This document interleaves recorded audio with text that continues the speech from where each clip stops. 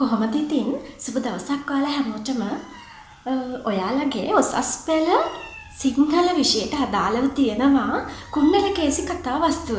ඉතින් මම ඔයගොල්ලොත් එක්ක මේ කතා කරන්න සූදානම් වෙන්නේ කුණ්ඩලකේසි කතා වස්තුව. ඔයාලා දන්නවා සද්ධර්ම රත්නාවලිය ලියලා තියෙන්නේ ධර්මසේන හාමුදුරුවෝ විසින්. ඉතින් මේ සද්ධර්ම රත්නාවලිය ගැන කතා කරනවා නම් මේක හරිම සරල පස්වහරක් භාවිතා කරමින් ඕනිම කෙනෙක්ට වැටහෙන විදිහට තමයි මේ සද්ධර්ම රත්නාවලිය තුළ තියෙන කතා වස්තුන් අපිට ගෙනහැර දක්වලා තියෙන්නේ. මේ කුණ්ඩලකේසි කතා වස්තුව ගත්තාම හරිම ජනවහරට පුරුදු ඒ වගේම සරල උපමා උපමේයන් තමයි භාවිතා කරලා තියෙන්නේ. ඕනිම කෙනෙක්ට වැටහෙන විදිහට මේ කතාව නිර්මාණය කිරීමට අපේ ධර්මසේන හාමුදුරුවෝ උත්සාහගෙන තියෙනවා. ඉතින් ඒ උත්සාහය සාර්ථක වෙලා තියෙනවා කියලත් අපිට නිගමනයකට එළඹෙන්න පුළුවන්. හරි. දැන් ඔන්න අපි බලමු මේ සතරම රත්නාවලියේ එන කුණ්ඩලකේසි කතා වස්තුව තුලින් මොන වගේ දේවල්ද අපේ ජීවිතයට ගන්න පුළුවන් කියලා මුලින්ම. අපි පුද්ගලයා විදිහට මිනිස්සු විදිහට මේ ආදරය ප්‍රේමය කියන තැනදී අපේ ජීවිතේ ගොඩාක් වරද්ද ගන්නවා. ඒ කියන්නේ අපි හැඟීම් වලට වහල් වෙනවා, කාමයට වහල් වෙනවා. එහෙම වහල් වෙලා අපේ ජීවිතේ අපි විනාශ කරගන්නවා. විශේෂයෙන්ම ගැහන් පාර්ශවය. ඒ කියන්නේ අපේ පුංචි දුවලා අවුරුදු 16 හැවිරිදී සිටු කුමරියක් අත්තුන ඉරණමක් තමයි මේ කුණ්ඩලකේසි කතා වස්තුවෙන් අපිට දක්නට ලැබෙන්නේ. රජගහනුවර ඉන්නවා සත්මහල් ප්‍රාසාදයක උඩුමහලේ පුංචි කුමාරිකාවක්. එයා තමයි භද්‍රා කුමරිය කියන්නේ. මේ භද්‍රා කුමරිය 16 හැවිරිදි දිවියට එනකොට ඒ කියන්නේ එයා මිත්‍යාචාරයෙන් වළක්වා ගන්න වැරදි දේවල් කරයි කියලා බය වෙලා එයාගේ අම්මයි තාත්තයි මෙයාව උඩුමහලේ තියලා තියෙනවා. දැන් ඔයගොල්ලෝ දන්නවා පොතපත කියවන කට්ටිය විදිහට මේ ගැහැණු ළමයින්ගේ හිත හරි ඉක්මනටම පුද්ගලයන් කෙරෙහි බැඳෙනවා. ඒ වගේම ඒ බැඳීමත් එක්ක ඒගොල්ලෝ හරි ඉක්මනට විශ්වාස කරලා තමන්ගේ ජීවිතය විනාශ කට ගොදුරු කරගන්නවා. අපිට හොඳම උදාහරණය තමයි පටාචාරා කතා වස්තුව නේද? පටාචාරත් ඒ වගේනේ. එයන් සිටු මැදුරක ඉඳලා තමන්ගේ ගෙදර හිටපු වැඩකාරයත් එක්ක තමයි පැනලා යන්නේ. එහෙම ගිහිල්ලා එයා ගොඩාක් දුක් විඳිනවා. අර සිටු මැදුරේ හිටියනම් එයාට සැප සම්පත් තියෙනවා. හැබැයි අර මෙතනදී වැඩකාරයත් එක්ක ගිහිල්ලා ගොඩාක් අනන්ත අප්‍රමාණ දුක් කම්කටොළු වලට මුහුණ දෙන්න සිද්ධ වෙනවා. දැන් සමාජය ගත්තාමත් ඒ වගේ අපේ පුංචි දරුවෝ කුඩා වයසේදීම තමන්ගේ මේ ප්‍රේමය මුල් තැන දීලා ප්‍රේමය නිසාම ජීවිතය වරද්ද ගන්නවා. නේද? අපිට ඕනි තරම් අත්දැකීම් තියෙනවා. හරි. මේ කුණ්ඩලකේසි කියන එකෙන් අපිට කියවෙන්නේ කැරලි ගැසුණු කොණ්ඩය ඇත්ති. ඒ කියන්නේ මේ කුණ්ඩලකේසි කියන නමේ තේරුම තමයි කැරලි ගැසුණු කොණ්ඩයක් තමයි තියෙන්නේ. දැන් මේ මම කියවනේ දැන් මෙයාව සත්මහල් ප්‍රාසාදයේ උඩුමහලේ ඉන්නවා කියලා. මෙහෙම උඩුමහලේ ඉන්නකොට මේ උඩුමහලේ ඉඳලා බලාගෙන ඉන්නකොට මේ සිටු කුමරිය දකිනවා සොරදැටුවෙක්ව මරණයට පත් කරන්න එක්කගෙන යනවා. ඉතින් මේ මරණයට පත් කරන්න එක්කගෙන යන සොරා කෙරෙහි මේ සිටු කුමරියට ප්‍රේමයක් ඇති වෙනවා. ප්‍රේමයක් ඇති වුණාම මෙයා එකපාරම ඉතින් එයාට ආදරේ ඇති වෙලා එයාගේ අම්මටයි තාත්තටයි ගිහිල්ලා කියනවා මට මොහුවම තමයි ඕනි කියලා. මෙයාම තමයි මට ඕනි, නැත්නම් මට කිසිම දෙයකින් වැඩක් නැහැ කියලා. ඒක හරි ලස්සනට කියලා තියෙන්නේ. උණුම පතා බතුත් නොකා යහනට නැගිලා වැඳ හොත්තේය කියලා තමයි අපිට අපේ පොතේ දක්නට ලැබෙන්නේ. ඉතින් කිසිම දෙයක් කන්න බොන්නේ නැතුව නේද? අපේ ගෑනු ළමයි නේද? අපි දන්නවා මේ අපිට මොකක් හරි ප්‍රශ්නයක් ආවම අපි මොකද කරන්නේ මුලින්ම? කෑම වර්ජනය. මට කන්න බෑ. මට කන්න එපා. ඒක තමයි කියන්නේ. ඉතින් ඒ විදිහට මේ සිටු කුමාරිත් කරන්නේ මට නම් එපා කන්න කියලා යහරට වැදිලා ඉන්නවා ඉතින්. දැන් ඔන්න එහෙම ඉන්නකොට දැන් අම්මට එදා හතරයි දුකයි. මොන සැප සම්පත් වලින් අඩුවක්ද? සිටු මාලිගාවක් කිව්වහම කෑමෙන් බීමෙන් අඩුවක්ද? අනිකුත් සැප සම්පත් වලින් අඩුවක්ද? නෑනේ. හැමදේම තියෙනවා. ඉතින් ඔයාට හොඳ සිටු කුමාරයෙක්ව විවාහ කරගන්න පුළුවන්නේ කියලා මේ අම්මයි තාත්තයි කියනවා. එහෙම කිව්වත් මෙයා නෙවෙයි සැලෙන්නේ. මෙයා කියනවා මට ඕනි එයාවම තමයි. එහෙම කියලා කියනවා ඉතින්.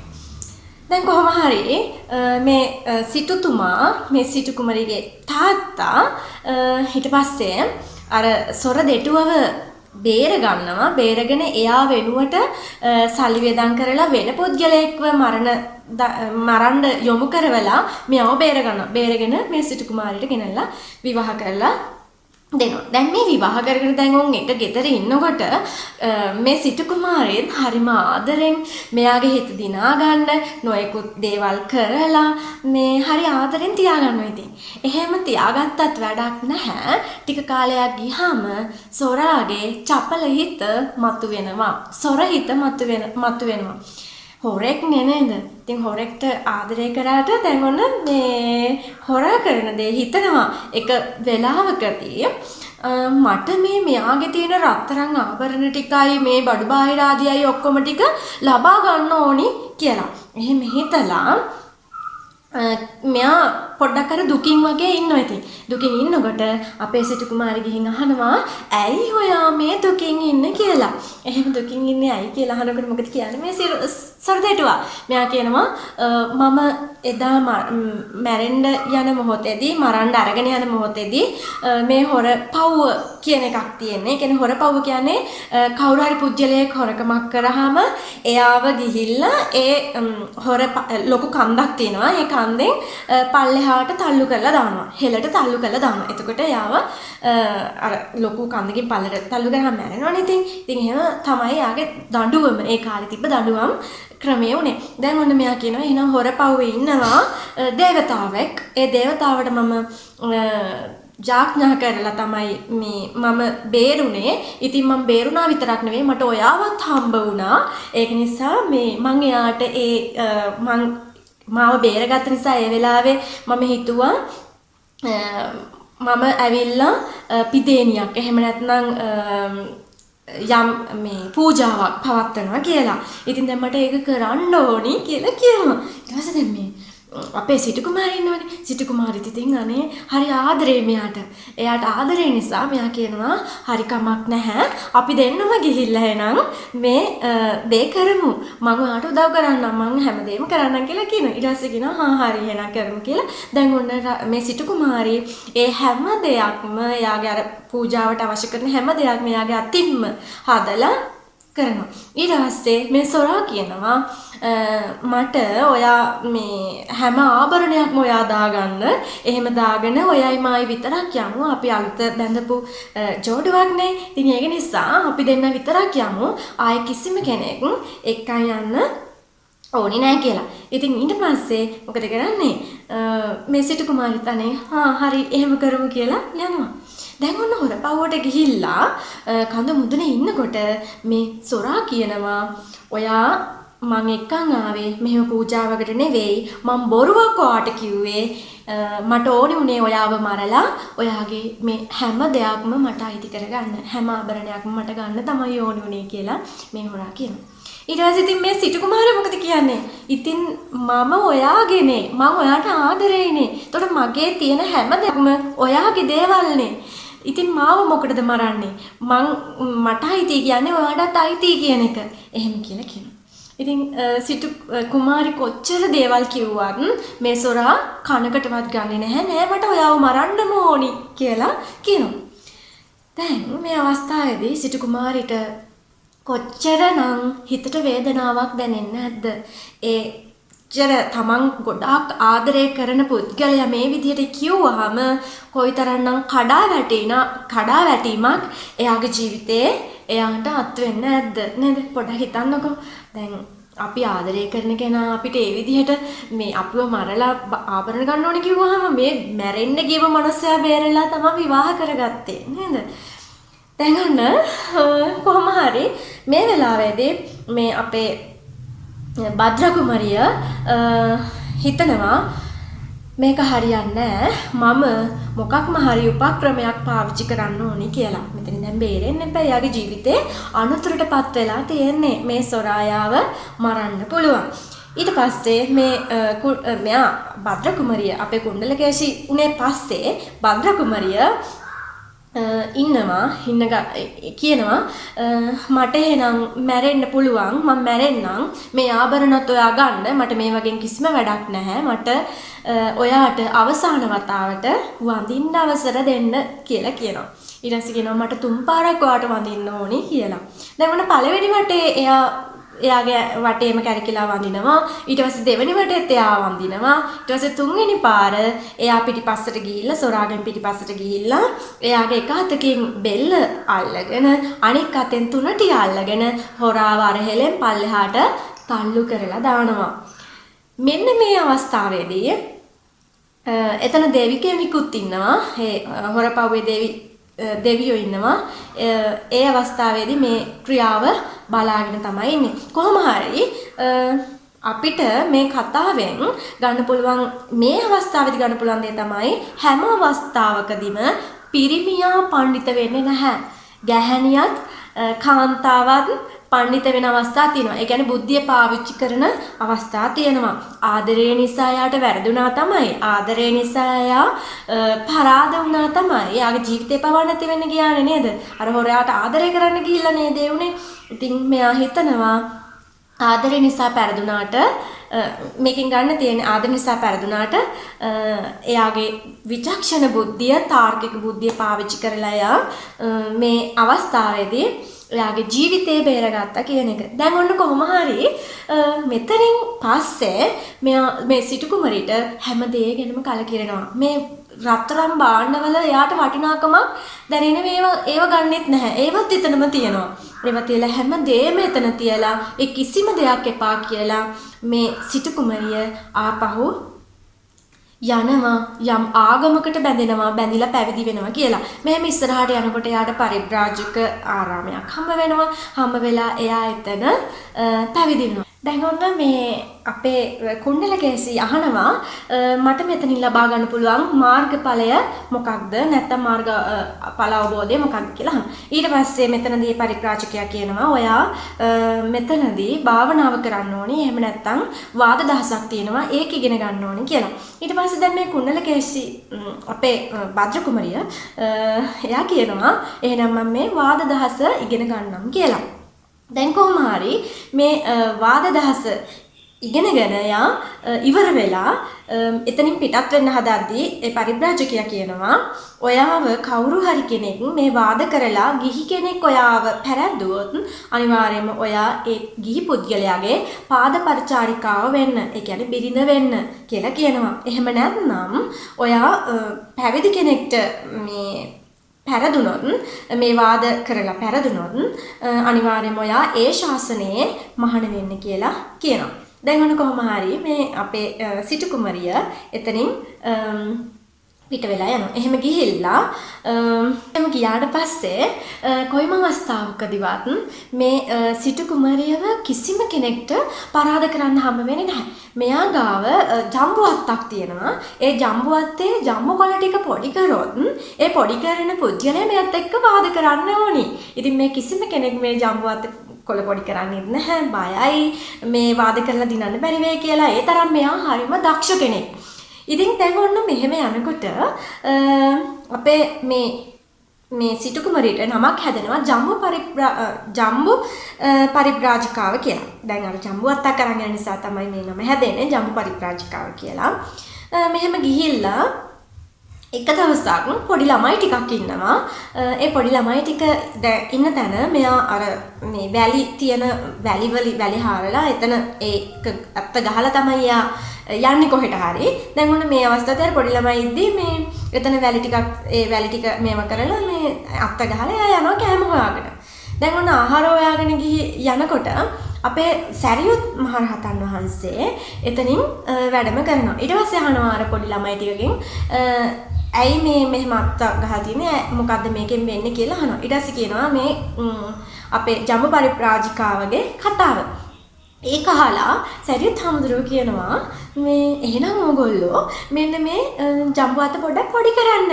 ඒ කොළ පොඩි කරන්න කියලා කියනවා. ඊට පස්සේ අපේ සරියුත් හාමුදුරුවෝ එතන ඉන්නවා. ජම්බු පරිබ්‍රාජිකාව ටික වෙලාවක් ගිහින් එනවා. ඒ ආවහම අහනවා කවුද මේ මගේ කොළ ටික මේ ජම්බු අත පොඩි කරේ? එහෙම පොඩි කරපු කෙනෙක් ඉන්නවනම් එන්න මාත් එක්ක වාද කරන්න කියලා.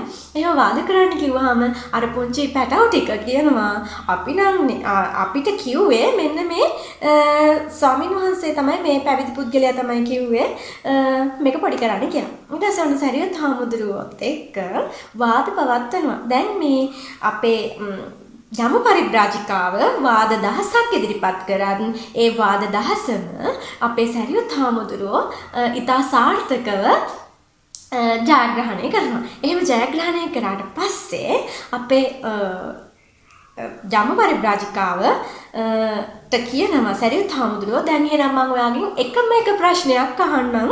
ඒකට ඔයා පිළිතුරු ලබා දෙන්න කියලා. දැන් ඔන්න එහෙම එක ප්‍රශ්නයක් අහන්නම් කියලා කිව්වහම අපේ ජම්බු පරිබ්‍රාජිකාව ඒ ප්‍රශ්නේ අහුවට පස්සේ නිරුත්තර වෙලා යනවා. උත්තර නැති වෙලා යනවා එයාට. ඊට පස්සේ සරියුත් හාමුදුරුවන්ගෙන් කරපු ඉල්ලීමකට අනුව අපේ බුදු සසුනේ මේ කුණ්ඩලකේශි නමින් පැවිදි වෙනවා. දැන් ඔන්න මේ අපේ කුණ්ඩලකේශි කියන චරිතය ගත්තොත් එයා මුල ඉඳලම මුල වරද්ද ගත්ත කෙනෙක්. ඒ කියන්නේ එයාගේ 16 හැවිරිදි වියේදීම එයාගේ ආදරය නිසා, ප්‍රේමය නිසා, එයාගේ තිබ්බ හැඟීම් වලට වහල්ලන නිසා එයාගේ ජීවිතය එයා නැතිනාස්ති කරගත්ත කෙනෙක් නේද? හැබැයි එයා අවසානයේදී එයාගේ අවසාන භාගයේදී එයාගේ ජීවිතය සාර්ථක කරගන්න පුළුවන් වෙනවා. ඉතින් හැම කෙනෙක්ම ඒ වගේ තමයි අපි සමාජ දිහා බැලුවාම වර්ධින අවස්ථා එනවා. අපිට වැරදෙනවා මිනිස්සුනේ නේද? හැබැයි වැරදුනාට ඒ එකම තැන ඉන්නේ නැතුව අපි දන්නවා ගොඩක්ම වරදින්නේ ගැහැණු ළමයින්ට නම් මේ ප්‍රේමය නිසා. මොකද ආදරයට ගෑල් ළමයෙක් නොකරන දෙයක් නැති තරම් නේද? ඒක එහෙම තමයි. ඉතින් ඒ වුණාට අපේ මේ බුද්ධිය කියන එකත් පොඩ්ඩක් හරි පාවිච්චි කරොත් අපිට වැරදුනාට කොයිම හරි අවස්ථාවකදී මේ ජීවිතේ සාර්ථක කරගන්න පුළුවන්. එකම තැන වැටිලා ඉන්න අවශ්‍ය නැහැ. දන්නවද අපේ මේ කුණ්ඩලකේශි කතාවස්තුවෙන් අපිට ගන්න තියෙන්නේ රාගයට, කාමයට වහල් වෙන්නේ නැතුව ජීවිතේ අපි හැඩගස්වා ගන්න ඕනේ කියන එක. ඉතින් අවසානයේදී කුණ්ඩලකේශි මොකද වුනේ? රහත් භාවයටපත් වුණා. මේ කුණ්ඩලකේශි රහත් භාවයටපත් උනේ ඒහි බික්කු භාවයෙන් යුක්තව. ඒහි බික්කු කියන්නේ එන්න ඇවිත් මහාන වෙන්න කියලා කියනවනේ අපේ බුදුහාමුදුරුවෝ නේද? එහෙම සුළු පිරිසක් තමයි අපේ මේ විදිහට ඒහි බික්කු භාවයෙන් පැවිදි වුනේ. ඉතින් ඒ සුළු පිරිස අතර අපේ කුණ්ඩලකේශි ඉන්නවා. ඉතින් අපි ඉතා සරලව තමයි මම ඔයාට ඔන්න මේ කුණ්ඩලකේශි කතාවස්තුව ඔයා ගාවට අරගෙන ආවේ. ඉතින් කොහොමද ඔයගොල්ලන්ට තේරුණාද? මං කියලා දුන්න ඒ කරුණු ටික ඔයාලගේ ඔළුවට ගියාද කියන එක මට පුංචි කමෙන්ට් එකක් දාන්න. ඒ වගේම මං තව වෙනස් විදිහකට ඔයාලට ඉදිරිපත් කිරීම කරන්න ඕනිද කියලා තියෙනවා නම්, ඒ වගේම ඔයාලට තව මොනවා හරි දෙයක් දැනගන්න තියෙනවා නම් අනිවාර්යයෙන්ම ඒකත් මට පුංචි කමෙන්ට් එකකින් දාන්න. මම බලාගෙන ඉන්නවා ඔයාලගේ ඒ අඩුම ලයික් එකක් හරි දාන්න. මම හොඳට කරා ඔයාලට තේරුණා කියලා හිතනවා නම්. තමයි. ඉතින් සරල බස් බහරක් භාවිතා කරමින්, හරිම ලස්සන උපමා භාවිතා කරමින් ඕනම කෙනෙක්ට දැනගන්න පුළුවන් විදිහට මෙන්න මේ කතා වස්තුව අපිට මේ විදිහට ඉදිරිපත් කරන්න පුළුවන්. මම හිතනවා ඔයාලට තේරුණා කියලා. එහෙනම් ගැහැණු ළමයි වුණාට අපිට වරදින්න පුළුවන්. හැබැයි අපි ජීවිතේ වැරදුනත් අපි ආයෙත් නැගිටිමු. සුබ දවසක් ඔයාලා හැමෝටම.